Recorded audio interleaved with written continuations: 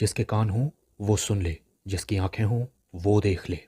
हम उन लोगों के लिए विशेष धन्यवाद देना चाहते हैं जो हमें एसबीआई पे, गूगल पे और पेपलिंक के द्वारा हमारी सेवकाई में बोते हैं। डिस्क्रिप्शन बॉक्स में दिए हुए लिंक से आप भी बो सकते हैं।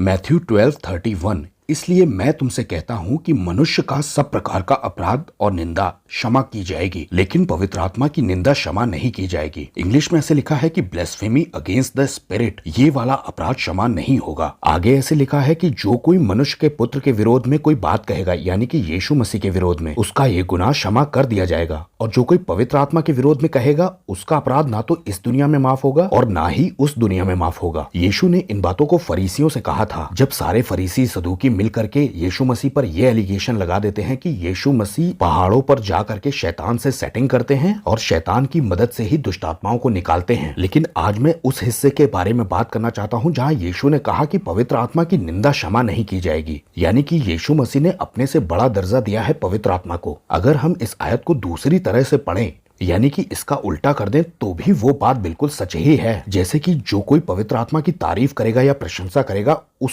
उसे परमेश्वर का अनुग्रह मिलेगा। सोचिए, अगर प्रभु ने इतनी वैल्यू दी है पवित्र आत्मा को, तो आपको और मुझे पवित्र आत्मा को वैल्यू देने की कितनी ज्यादा जरूरत है। आखिर आपको यीशु मसीह से मिलवाने वाले पवित्र आत्मा ही तो हैं। कुछ साल पहले मैंने एक किताब पढ़ी थी और उसमें लेखक ने इस बात को लिखा था कि जितने साल हम परमेश्वर को नहीं जानते हैं या यीशु मसीह को नहीं जानते हैं, उतने सालों तक पवित्र आत्मा लगा रहता है आपको यीशु से मिलाने के लिए। पवित्र आत्मा हर संभव कोशिश करते हैं कि एक आदमी उद्धार पा जाए, और इसके लिए कई बार 20 साल लग जाते हैं, कई बार 25 साल लग जाते हैं, और बहुत सारे लोगों का उद्धार तो डेथ बेड पर होता है। पवित्र आत्मा हमारी जिंदगी की सारी हरकतों को देखते रहते हैं, लेकिन वो अपनी पूरी कोशिश करते हैं कि आपके हालातों को यीशु से मिला दें। बाइबल कहती है कि बिना पवित्र आत्मा के आप यीशु को प्रभु कह ही नहीं सकते। इसीलिए शायद यीशु ने कहा कि पवित्र आत्मा की निंदा क्षमा नहीं की जाएगी। अगर आप पवित्र आत्मा की प्रशंसा करने लगे, तारीफ करने लगे, तो ये तो पक्का है कि परमेश्वर को ये बात भाएगी, यानी कि अच्छी लगेगी। आज बहुत सारे बिलीवर्स ऐसे हैं जो पवित्र आत्मा को भूल ही जाते हैं कि वो उनके अंदर रह रहा है, और वो पवित्र आत्मा को बिल्कुल निष्क्रिय कर देते हैं, यानी कि इनएक्टिव। वो रहते मसीही ही हैं, और इसका ये मतलब भी नहीं है कि वो पवित्र आत्मा से कोई नफरत करने लग जाते हैं या उन्हें रिजेक्ट करने लग जाते हैं। ऐसा नहीं है, बस वो इस बात के लिए कॉन्शियस नहीं रहते कि उनके अंदर परमेश्वर का आत्मा रह रहा है, जिसके साथ उन्हें संगति करनी चाहिए। एक आत्मा से भरे हुए बिलीवर में और एक साधारण से विश्वासी में यही अंतर होता है कि वो कॉन्शियस रहता है कि पवित्र आत्मा उसके अंदर है और वो उसके साथ समय भी बिताता है। वो इस बात को समझता है कि कितनी इंपॉर्टेंस है पवित्र आत्मा के साथ समय बिताने की। वो कॉन्शियस रहता है कि यार खुदा मेरे अंदर रह रहा है। लेकिन बाकी बिलीवर्स पवित्र आत्मा को सिर्फ एक ताकत, शक्ति मात्र समझते हैं। जब उन्हें लगता है कि उन्हें जरूरत पड़ेगी, तब उस ताकत का इस्तेमाल कर लेंगे हम। जिसे यीशु ने वैल्यू दी हो, उसे आप भी वैल्यू दीजिए। तो बस करिए ये कि पवित्र आत्मा के संग समय बिताइए, उनकी प्रशंसा कीजिए, क्योंकि उन्होंने आपको यीशु से मिलाया है, बहुत मेहनत की है आपके पीछे।